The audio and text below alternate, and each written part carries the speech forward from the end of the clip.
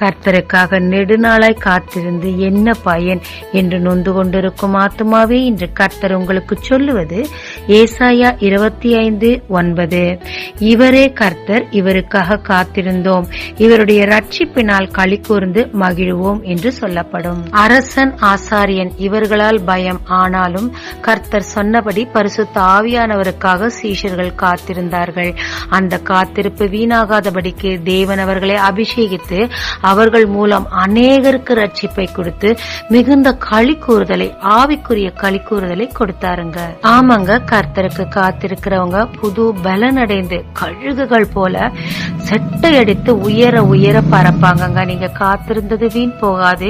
அவர் ரட்சிப்பினால் கூடிய விரைவில் உங்களை களி கூற செய்வாருங்க. ஜெபிக்கலாமாங்க. தேவரே, என் காத்திருப்பு என் வெட்கத்தில் முடியாதபடிக்கு ரட்சிப்பில் களி கூற எனக்கு உதவி செய்யும். இயேசு மூலம் பிதாவே, ஆமென். இயேசு கிறிஸ்துவின் நாமத்தில் இந்த நாளில் உங்களை ஆசீர்வதிக்கும் ஜீசஸ் விஷன்.